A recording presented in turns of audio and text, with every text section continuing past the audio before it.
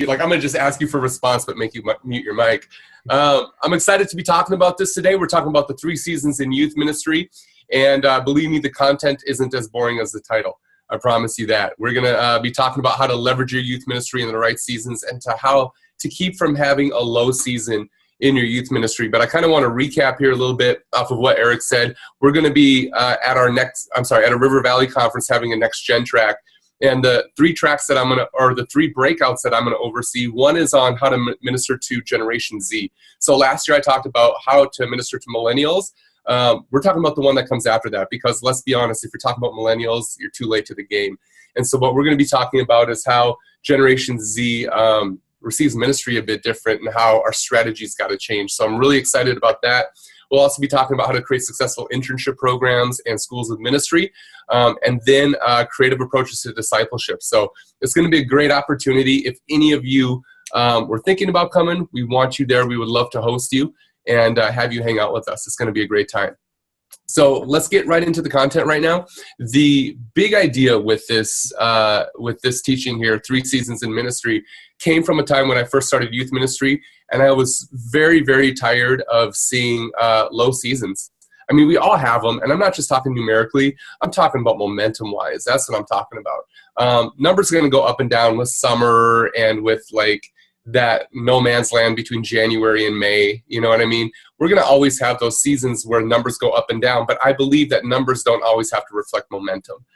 You can keep momentum going, and I think if anything beats the charm of numbers, it's momentum. And the way we do that is we have to recognize that there's not 2 seasons when it comes to youth ministry or ministry in general, let's be honest, but there's truly 3 seasons when it comes to the calendar year and the schedule of a family and of a student. And those 3 seasons are this. I'll just kick it right off the bat. You have your September to December season. That's like when school starts to Christmas break. That's a very key season. That season has its own personality. So if you want to look at this as 3 personalities in your youth ministry year, your youth ministry has multiple personality disorder. You got to keep this in mind. So it has its own personality. Then your next season is your January to midway through May. So let's say May 15th, something like that. Sometime in May, you notice that when school's about to get out, students switch mentally. I mean, there's just a switch right there. They get crazy for no reason at all, sometimes in April. But it's usually January to May. So that's when school lets out or comes back in from Christmas break to where school lets out. And then, of course, the 3rd season is May through August. This is your summer season. And what you do with this is very crucial as well. And so I want to talk about those 3 seasons, because what I found is that people usually look at ministry as school year and summer. And then they plan for school year and summer. And when you plan for school year and summer, you have to understand that in the 9 months of school year, students usually go through 4 or 5 transitions in their life each year. 4 or 5, whether it's their outlook, their taste in music, their taste in clothes, with their friends, what they do in their hobbies. I mean, every single 9 months that happens. And if we don't switch the way we do ministry during that time to kind of suit the rhythms of a student's school year, we kind of miss out on it. So what I did is I looked at the youth ministry not as 2 seasons, summer and school year, but as 3 seasons, and I began to identify certain things in each of those seasons, certain personalities, if each season had its own personality, that really helped me to do ministry better. So I'm going to just start talking, and I'm going to wade into this, and as you have any questions, we can type it into the chat, and then at the end I can answer them. But the first season, September to December, you have to understand that students come in with a mindset of, who am I going to be and where am I going to belong? And this is kind of duh, but we don't leverage our youth ministries near enough to capture that, I think. I think we sometimes have a beginning of the year rally and, hey, bring all your friends here to kick off the school year. But the reality is that for those first 4 weeks of September, they're really asking, like, who am I going to be this year? Am I going to be the same person that everybody knew me as last year? Or do I need to do things different this month so that I become known as that guy or that girl, however they want to be defined? What cliques am I going to hang out with? What sports am I going to be involved in? What things am I going to give my time to? And when we have those in a student's mind, if youth ministry isn't at the forefront of their attention, we miss a very valuable window. So while we can say, all right, school year started, we're starting to get numbers back in our youth ministry, we can't wait, invite your friends, the bigger things we need to be asking about our youth services are they inclusive? Are they incredibly welcoming? Like, one of your most welcoming months needs to be a September.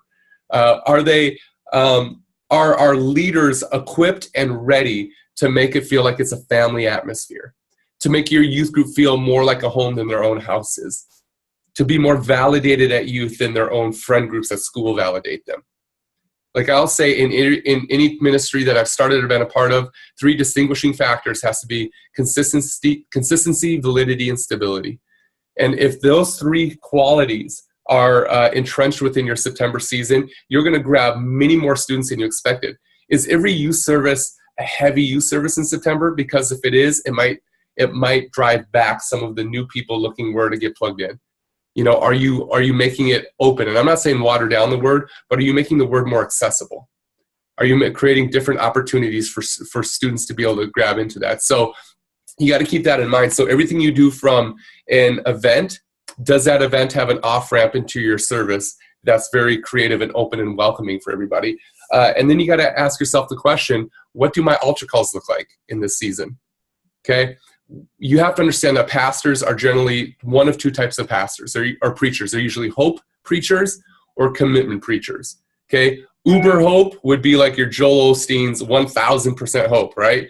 I mean, everything's all right. Everybody's teeth are white. Everything's great. And on the other side, you have like your fire, brimstone, everybody's going to hell. It doesn't matter how many times you read your Bible in your life, you're going to hell. All right. You have those 2 things here, and that's commitment. All right. Usually we find ourselves in the middle, but when we bring people to an altar or when we preach a message, about 90% of pastors usually preach more commitment-driven messages. And commitment looks like this. All right. When you're given an altar call, it looks like this. For many of you, there's some sin in your life that's just blocking you from God.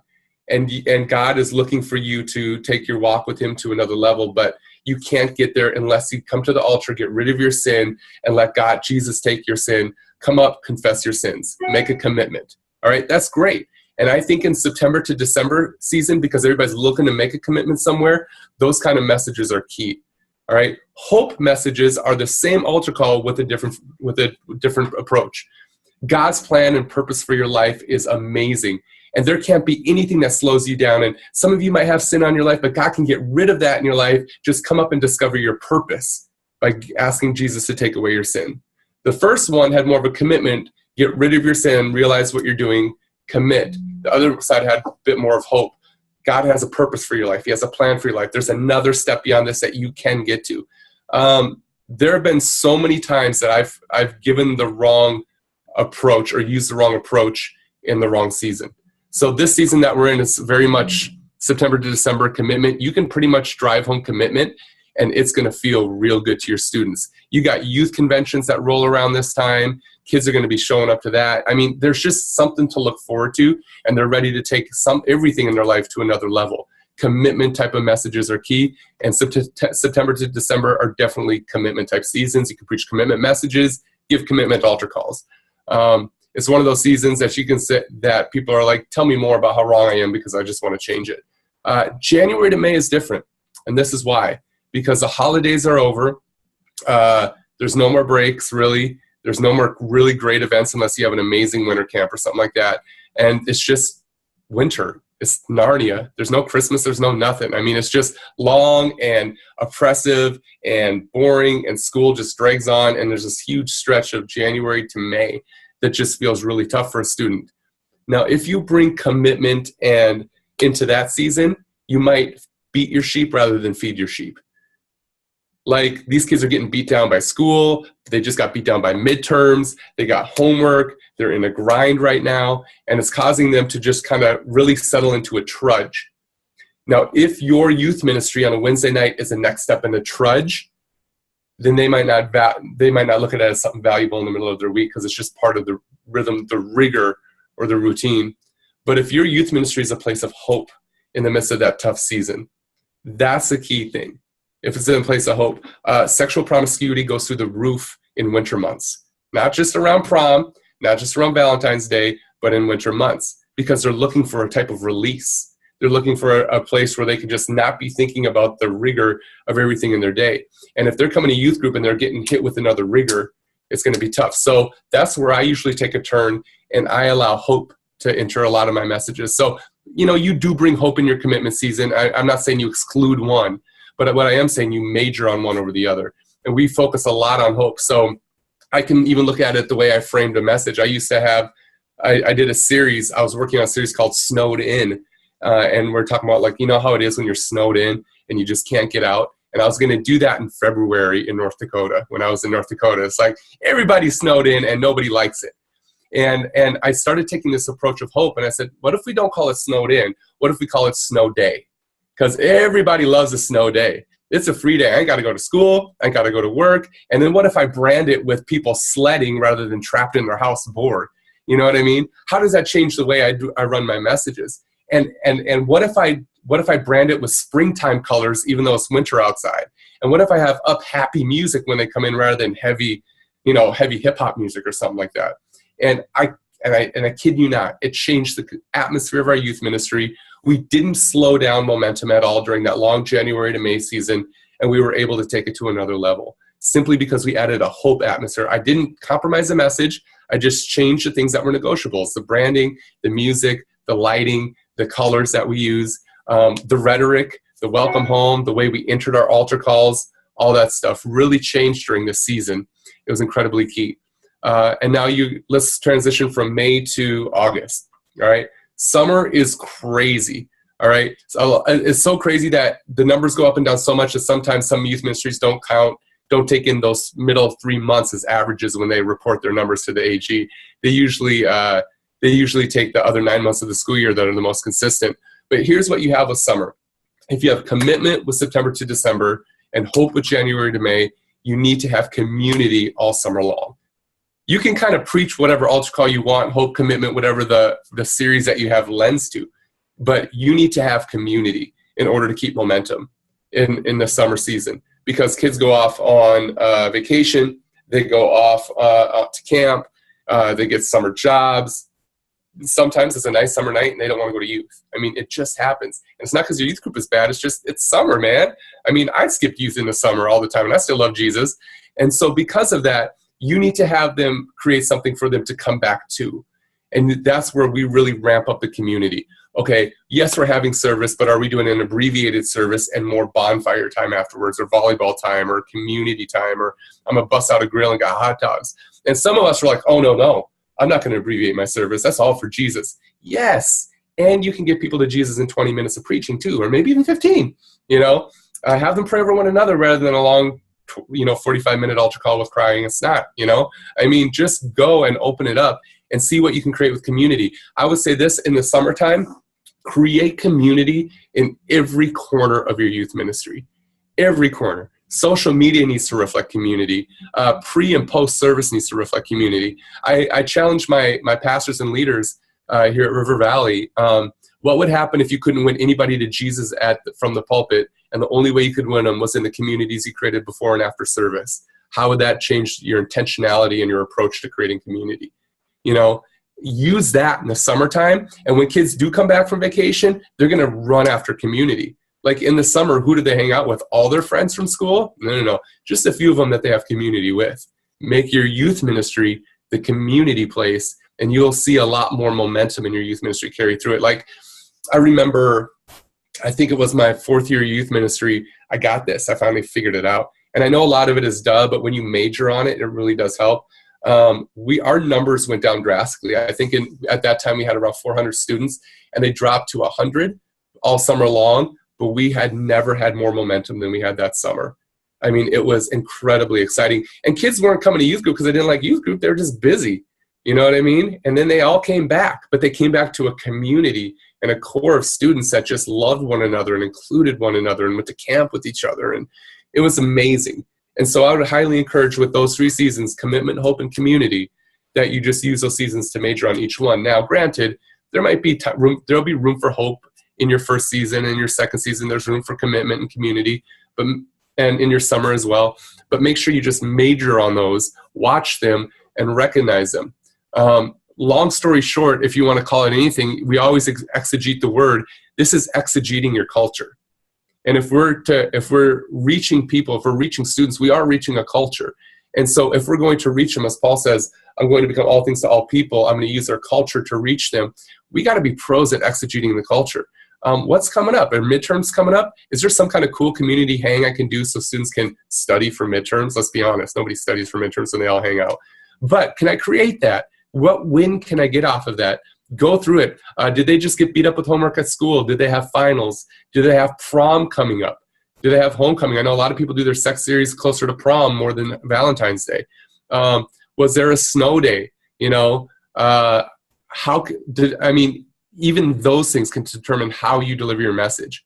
But more than that, I think they determine how you create your atmosphere. Like I said, what songs are playing as they enter? Is it a heavy season? Don't play a heavy hip hop song. Play something up, play something fun. What music video or funny video is playing? What color are your lights? What are your leaders doing? Does your atmosphere feel like a school, like a coffee shop, like an auditorium? Atmospheres determine emotion. And if you want them to have a certain type of emotion, you have to create your atmospheres in the correct way. So what does your atmosphere feel like? I mean, are they going to school and showing up to a school-like atmosphere? That might be why we're losing momentum in some of our youth ministries. Answering these questions give your atmosphere the wind that is need, and I think that's conducive to the season that it's in. So those are just a few initial thoughts on seasons. I want to kind of open this up a little bit more before I get into more of a rhythm of students' life. But let's open this up to some questions first of all. Go ahead, unmute your mic, and let's ask away. One question I had is, we have, you were just talking about sort of like setting the atmosphere with lighting, music, that sort of stuff. Yep. So what so we have just regular lighting, just overhead lights, and then we have music.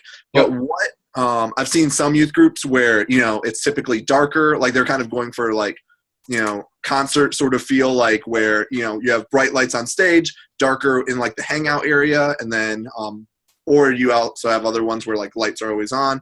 Do you have have you seen something that works better, or is that also like a seasonal thing? Like, okay, during the wintertime you probably want it more bright, during the summertime you want it more dark? Or I would say use what you got. Like we have one of our youth groups here at River Valley sets up in the school. They got fluorescent lights. So they pull in as much comfy looking furniture from the school as they can, and they will bring in more lamps and turn off the fluorescence and use lamps and vibe it out like a coffee shop, and use some overhead lighting, and they'll get a couple LED strips and shoot them up a white curtain, and it really pulls in the color when you do that. It just depends what you have. I would say, let me say this, don't run out, don't try to make your room into something it's not. You know what I mean? Because that just, to students, that's like trying too hard. Again, you can invite somebody to a classroom where there's community, like in school, you always had your favorite class with your favorite teacher, but there was the best community in that class too, right? And people will show up to community before they show up to a cool looking room. Now, if you're asking me the question of in which season is a little bit better, I would say it depends what you're going through. You want vibey light if you're going for community. You know what I mean? If you're going for commitment, you can go with darker light. If you're going for hope, use brighter pastel lights on the stage, your yellows and bright reds and all that other stuff. But it's just kind of in that season. Like springtime doesn't use, or Easter doesn't use dark purples and deep blues or anything like that, or brown, I mean, it's Easter colors, so be thinking that emotionally with students. When Target switches to Easter from Christmas and winter, how good does that feel when you walk into Target and it's all Easter, right? The colors are there, you're seeing like bunnies and grass and everything else. It's like, this is great. Why do we feel that way? Because that's what we long for. So how much more do students do? So depending on the room you have, use what you have, but make it more conducive to the season that you're in rather than what is cool for a youth ministry. You know what I mean? Students will come back to community before they come to back to event any day. Any day. Yeah, great question. I also noticed the question I got on here, if you guys are thinking of others, consistency, validity, and stability are the key things. So when I was asked in my first youth ministry gig, what are 3 markers of your youth ministry that will define your youth ministry? And I was going to say Holy Spirit baptisms and salvations and people getting plugged into life groups, but man, those are givens. Like that should be a given. That shouldn't be a marker of your ministry. That should just happen, right? And so God just laid this on my heart. It should be the most consistent thing in a student's life. the thing that students are involved the most is what shows up to their life the most, you know? So it should be more consistent than their regular school week. It should be more validating than their own peer group, and it should be more stable than their own home. And if you have those things, you will create that type of an atmosphere, a safe place for students to enter in and be at ease. Sometimes something that feels way too much like a concert venue does not create stability or validity or anything else. And so I always look for that. You know, if what we do doesn't create those three values, we don't do it. Whether it's in an event, whether it's in a commitment season or a hope season or a community season, I always want it to be the most validating place, and our leaders lead with validating students. And if they hear another student tearing down a student, they call it out publicly, you know, so that everybody knows that it's a safe place. When somebody asked me, we grew our ministry in Bismarck, North Dakota from 15 to 707 years. And when somebody says, what was the secret sauce? It's tough to nail it down. But what I do remember is I remember when we hit 700 and everybody said, man, this just feels like a small family. That's the best compliment I ever could have got. Nobody remembers my messages, but they do remember the community that discipled them into Christ. So now, if I can develop that type of community around it, how can I leverage the different seasons to make that build momentum within those communities? You know what I mean? And so those are key things. And recognizing those seasons mean you don't lose an inch of momentum or a bit of momentum during the year. Anybody else? Any other questions? Yeah, so you talked about commitment and hope altar calls, and you kind of explained those, and I kind of have an idea for community altar calls, but could you kind of explain what that might look like? You contrast hope and commitment, so could you contrast kind of that community? Yeah, and that's not when they're answering it alone. They're answering it with their people, with their squad, with their best friends, with their leaders. In fact, man, right, this year we've been experimenting a lot because we're looking at doing coming up in September, and you'll hear more about it at the conference. We're going to look at making our Wednesday nights an on-site small group driven service, so where you have a small on-site small group setting combined with the youth service. And we're doing that just because of how strong community's been. Our altar calls, we've been playing around with community driven altar calls to where, okay, I want you to come up and sit with 3 friends and tell them what you need, how this message hits you, and then pray for one another. And the altar calls have lasted longer. Students have hung out more. So community-driven altar calls are just like get with your people and direct it. And then I make sure a leader is with every group possible, just to make sure that they're not just shooting the breeze or Snapchatting or something like that. But you'll feel it. You'll be preaching, you're like, this is commitment. I got to go with commitment on this. And it's okay. But knowing the seasons protects you from becoming one kind of preacher. You know what I mean? And hitting and missing. You can be very intentional about the rhythm of a student's life and delivering that message in a proper way. Does that make sense? Right. Yeah. So then question real quick, you said you listen to small groups. We're doing small groups currently at the end of our service and we're running out of time. Are you changing anything in your service? How are you fitting that in? Okay, man. Okay. So this is it. You just opened the can. I shouldn't even have said it because we haven't even started it, but this is what we are going this way. This is why I'm doing it, guys, is because I'm tired of putting on a killer youth service with a ton of students and not being able to measure who's getting into heaven. And if I got to answer to God for anything, I don't want it to be with how great of a service I put on. I want to do with how many students I intentionally stewarded to the gates. And I can't do that from the stage. I just can't. As much as I want to, I'm tired of doing it. And by doing this, I know we're going to lose about 1/3 of our students that are fringe, but we're going to effectively shut our back door for once and for all, because we're going to be able to follow up with every single student instead of letting them slip through the cracks. And so what we're going to do is we're going to open service with a couple up songs. And this is all untested, but we're all in, so there's no plan B.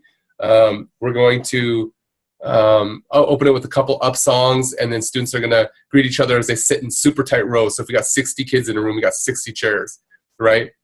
And then what we're going to do is we're going to go through announcements, maybe a segment, maybe a testimony. We're going to go through giving, speed of light, and then we're going to go into a time of, you know how like when you open a message, you tell a funny story, or you got an illustration, or you might have an interview or Q&A. That's what we're going to do at the top. And so it's going to, in our current discipleship process, students can ask any question about anything, and we'll take it deeper, and we'll teach them how to think biblically. So that's going to be one of the ways we do it. We'll do an illustration. We'll have an interview with somebody just to kind of open the funnel. And then we're going to direct it down to one solid topic within that time, within those first 5 minutes.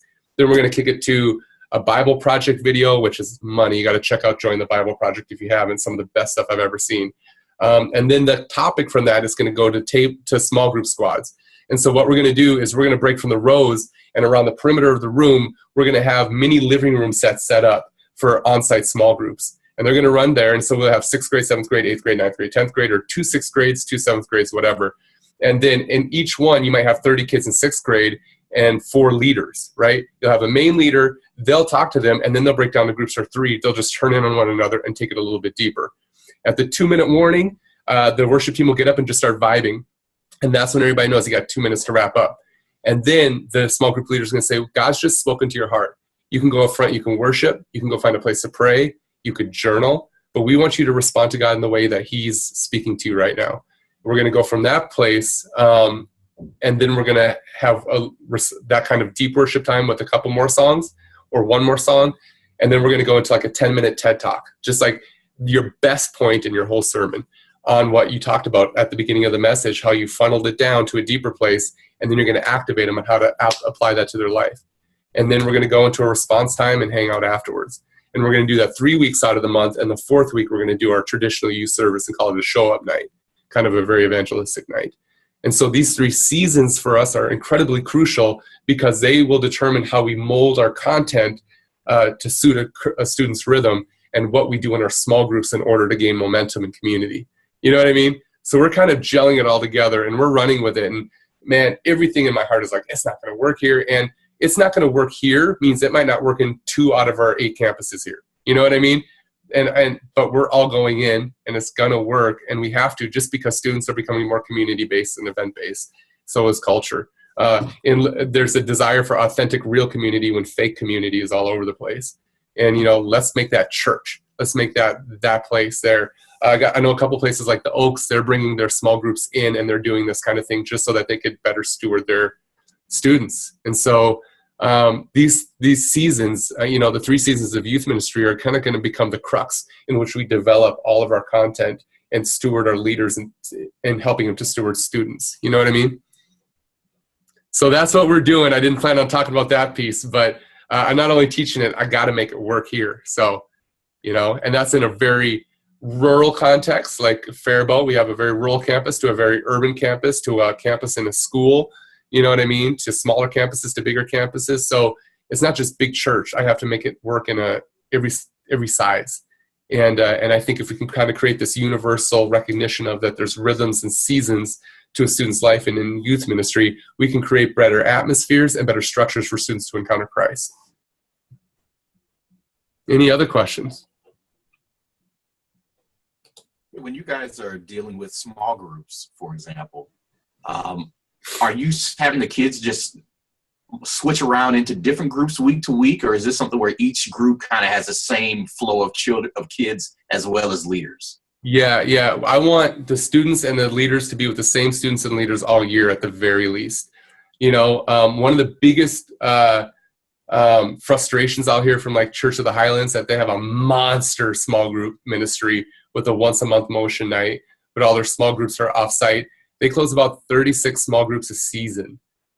And it's like, where do those students go? What happened with those leaders? And so to avoid that, I want to make sure that I have the leaders face-to-face with students on site so we know who they are, we know what's being ministered to them, we know what's being poured into them, and it's the same leaders with the same students every single week.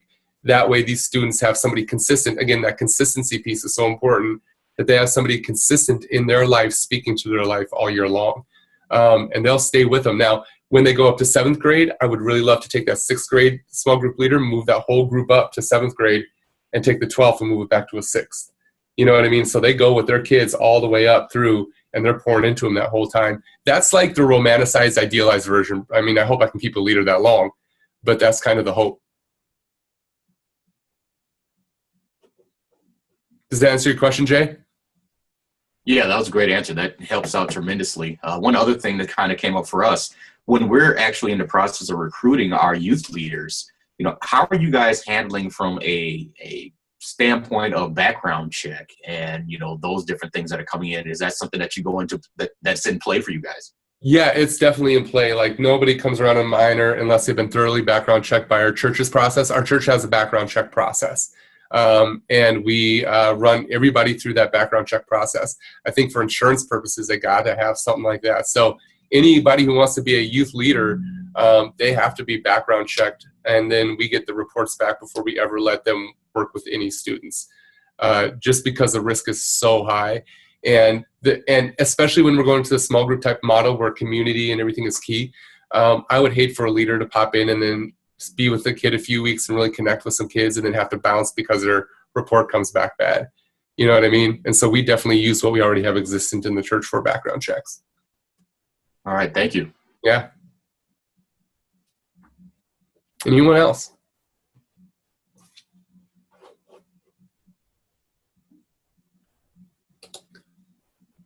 Okay, Eric, how much time do we have left on the clock? 1:45? Yeah, you got about 10 minutes or so. All right, cool. Content. I want to talk about this because anytime I have a chance to talk about systems, I got to. That's just my thing. But I would love to talk about it within this conversation. One thing you have to understand is systems create behavior. Period. Systems create behavior. If our students are behaving poorly or our ministry behaves poorly or contrary to the way we want our ministry to behave, then it's not because we have a bad ministry or a bad context or a church that doesn't get our vision. It's because we have bad systems in place. Systems create behavior. It's like when you enable negative attention in a kid, they're going to behave negatively because they get that negative attention. And so as you're looking at your youth ministry, and as all of us, I'm sure, are thinking right now, how can I change up my youth ministry to be more conducive to reaching students? How can I utilize those seasons? How can I utilize my small groups and discipleship platforms and everything else? You have to understand that if you don't have systems in place that you can put a leader in, that a leader becomes something and grows, then those leaders can't replicate who they are in a student's life and create that atmosphere of stability, consistency, and validity in their life. And so I would say, if you have your ministry behaving in any certain way, don't change your ministry, change the systems, because I'm sure the vision that God's given you for your ministry, the vision that God's given you for your sermon series and for your altar calls and how to reach your students in every season, that doesn't change. That's the Ark of the Covenant. You don't ever need to throw that away and say you miss God. I mean, we're all ministers. We hear God. And sometimes when stuff doesn't happen according to vision, we just throw away the vision. No. Go back to the systems, because systems create behavior. And you need to develop your systems according to the vision God gave you for that season in ministry.